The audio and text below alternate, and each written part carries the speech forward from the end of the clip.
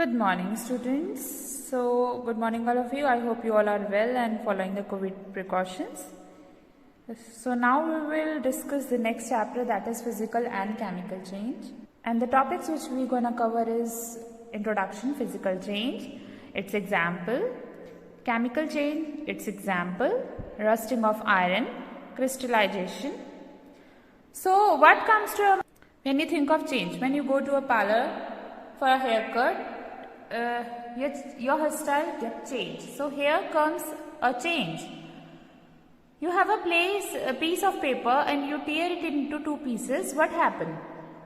It changed. Initially it was just one piece of paper which was kind of rectangular in shape, but now it is like two different pieces, two half pieces of paper. This is also changed. Now there is a paper which you are burning. Now after burning you have not the paper but an ash. That's a change. You have chocolates, the dairy milk, maybe your favorite one, but instead of keeping it inside the refrigerator, you just kept it outside, and it was so hot there that the chocolate was melted. And what happened that it was not more the same bar of dairy milk. So it's kind of changed, its shape changed, its size changed. So that is also a change. You have an egg, you didn't feel like having an egg, so you just prepared an omelette. So where is that egg now? The spherical egg is no more there. It is changes into omelette which has a different shape and composition, which tastes different. So this is again a change. So all these things which I am talking about, what are these?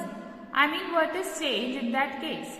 So change is nothing but anything that becomes different undergoes a change. So different is the word that defines change. So anything which looks different. So when we go for a haircut, the look is different. So the hairstyle is different. That is why it is the change. When I tear a piece of paper, now the torn pieces look different from the original single piece of paper. So that is why it is a change. When I burn a piece of paper, I do not have the paper anymore. Instead, I have ashes. So ashes is different from that of paper. So this is again a change. So anything which becomes different, that is nothing but a change. Now in our day-to-day life, we encounter a lot of changes around us. We see a lot of things changing. So here in this lesson, we are going to talk about such changes. These changes can also be understood from a perspective of science. So there is always a science involved behind everything. So many things which appear magical to you, but actually there is some science behind it. So gradually as you learn more science, you will get to understand more of the physical phenomenon, more of the various scientific things taking place inside our body. So we get to know all about that. So here we will talk about various types of change. So let's look at this example which is given on the screen. So what do we see here? We see here a piece of paper. And how does it look? It looks like a rectangular sheet with something written over there, white in color. So that's how its shape, size, appearance, texture is. Now whenever in this paper, what happened? What I get ashes. So now in a way, do you think that ashes look similar to that of paper? No way. Ashes, they are like a powder. They are some rich black in color. So their shape, size and color, texture, everything is different from that paper which we had earlier. So just burning the paper, so the process of burning actually changes one object to another. So this is a change. This is an example of a change. Now there can be many different types of changes. Some changes that can cause a change in shape. Some changes can cause a change in size. For example, if you look at this torn pieces of paper, what do you see? Initially it was just one piece of paper which was quite bigger in size. Now it has been torn into pieces. You have more pieces of paper, but each of them is like quite smaller when compared to initial piece of paper. So there is a change in size. Not only size, in fact the shape is also changing. If you look at this melting chocolate, here also you see that a change in shape. There is a change in the texture. So initially it was quite solid bar, but now it is like a semi-liquid. One of the best example that you can consider is ice, water and water vapor. You take some water in a bowl. When you start heating the water, after some time what happened? The water start getting converted into water vapor. So that is again a change. Initially we had the water in a liquid form, fluid, but now it is water vapor which is in gaseous form. So for the form changes. Similarly, if you start freezing the water, what do you get? You get ice.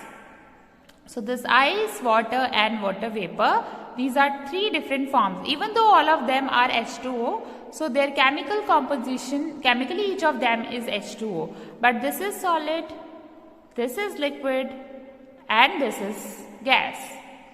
Their states are different. So a change in state happens when you alter the temperature. When you start heating the water, it changes to gaseous state. When you start freezing the water, it changes to solid state. So this is again a beautiful example of change. So when I talk about changes, it is not necessary that there has to be change in size only. It can be size, shape, it can be texture, it can be the chemical composition, it can be the state. For example, in the case of water. Now let's look at another example. Let us suppose you have a beaker and inside that beaker you have a solution which is copper sulfate solution. So this is, let us say, copper sulfate solution which is kind of blue in color, with bluish color, copper sulfate. Now in this copper sulfate we put some magnesium powder. So let's say this is magnesium powder. Now what do you notice? After some time this solution starts fading in color.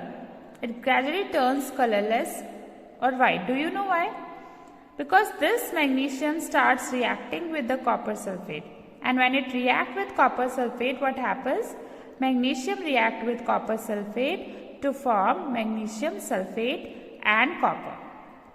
So this copper which is being formed, this will start changing the color of this white magnesium powder into blue, and this magnesium sulfate start changing the color of the copper sulfate solution from blue to white.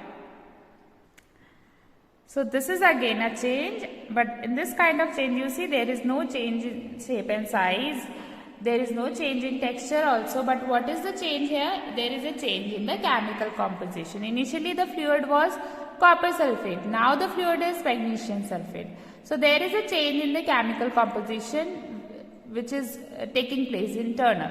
So the change can happen in a lot of different ways. In this lesson we are going to learn about the different types of changes and how do we classify it. Now broadly there are two types of changes which we are going to discuss. One is physical change and the other one is chemical change.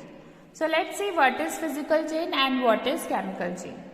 So we will start our discussion with physical change. Now as the name suggests, the change with respect to the physical property. So when the change is such that the differences are noticed with respect to their physical properties. What do you mean by physical property?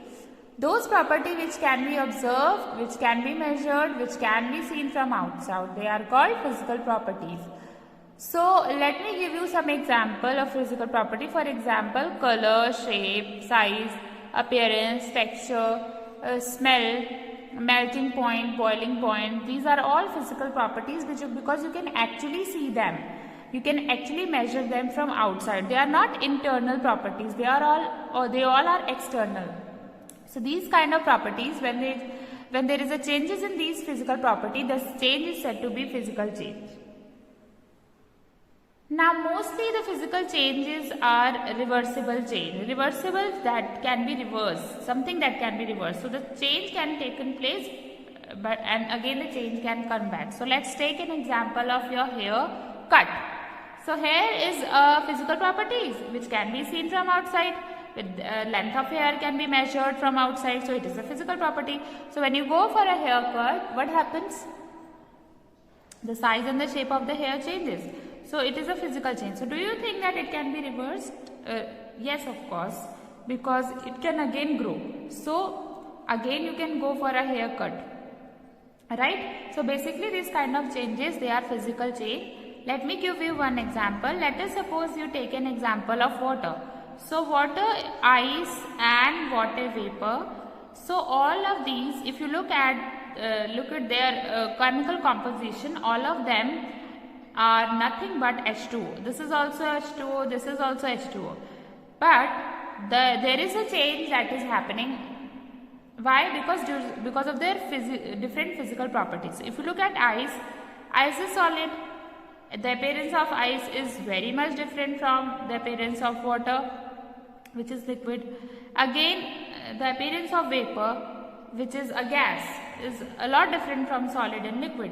So due to these changes in physical properties, the change has taken place, but the chemical composition again the same. So this is an example of physical change.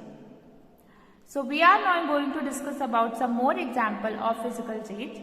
First example we will take is breaking of a glass. If a glass breaks, what happens? What changes? The shape of glass changes, of course. Initially it was one complete glass, but now it is like a broken pieces of glass of different shapes and sizes. So the size changes, the shape changes. What else changes? The texture, the appearance also changes. But do you think that because of this change, a new substance is being formed?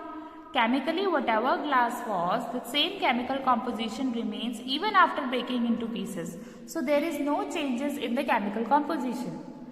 Just the size and shape of the glass alter. So therefore, this is a physical change. Now you might ask that once the glass breaks, I cannot join it to form the same glass.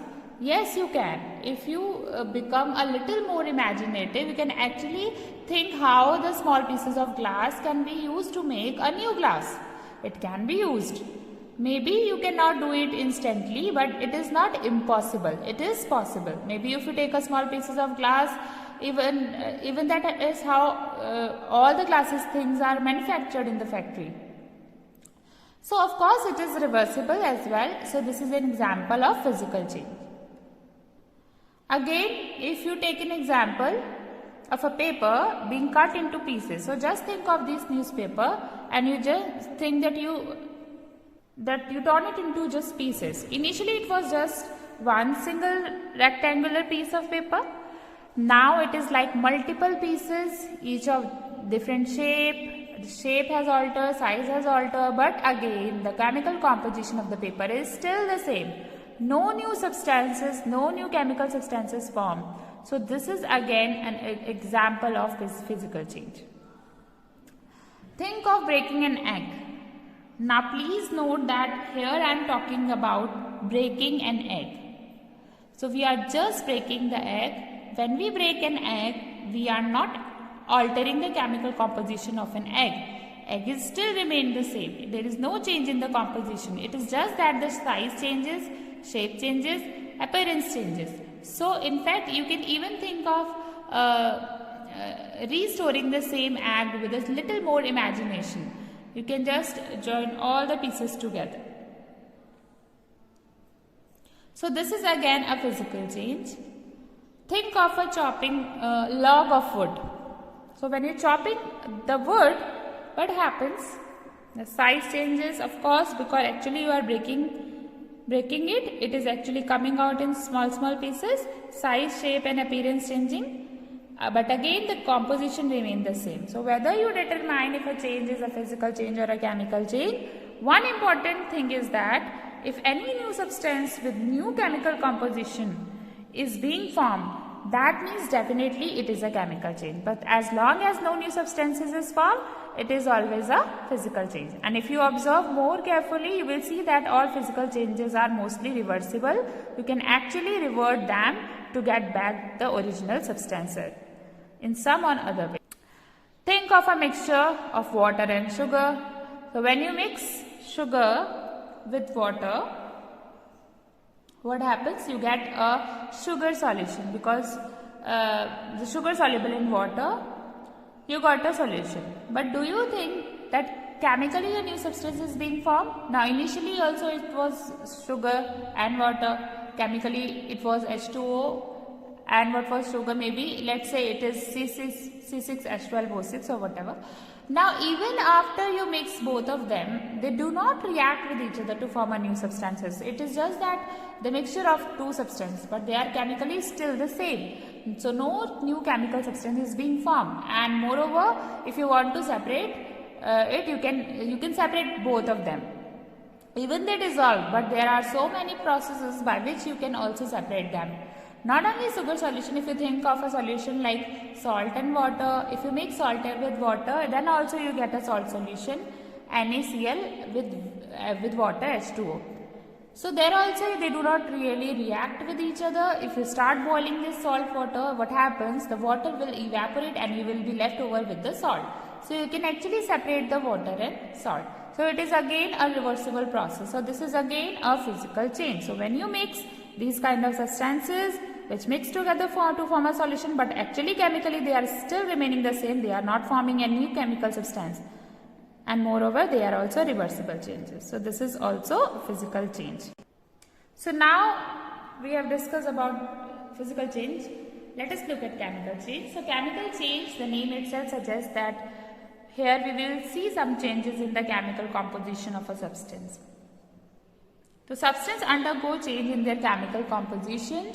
So not only the appearance will change, whether the appearance changes or not, but there will be some change in the chemical composition. So a new substance, new chemical substance will be formed. And mostly these type of changes are irreversible, so you cannot actually reverse it back to the original substance. So let us look at this example, the rusting of iron. So do you know rusting of iron? You can try it out sometime. You will see that if iron object which is made up of iron, okay, if they are left open in air and in water, so if they are allowed to remain in presence of air and water, a red color layer forms over the iron. So here you can see this red color thing which you see over iron, that is nothing but a rust. Now once the iron gets rusted, in that case you cannot get back the same iron. So in the process is like it is irreversible. And what is this rust? It is a new substances which is new chemical substance which is formed, oxide of iron. So a reaction happen between iron and water and oxygen. As a result, a new chemical substance called iron oxide is formed, which is nothing but a rust. So that new chemical substance appear in the form of this reddish coating over iron. So this is an example of chemical change. So here it is not only the appearance which has changed, it is also the chemical composition that has changed. So we will look at an example of chemical changes. So the first example is cooking an egg. Now do you remember breaking an egg was a physical change? Because only the shape and size was being altered, the chemical composition was same. But when you cook the same egg, when you break the egg first, which is a physical change, and then you put it on a pan and you cook it, in that case what happened? The chemical composition of also changes. So it is not only the appearance which has changed when an omelette is formed, but also the liquid egg white.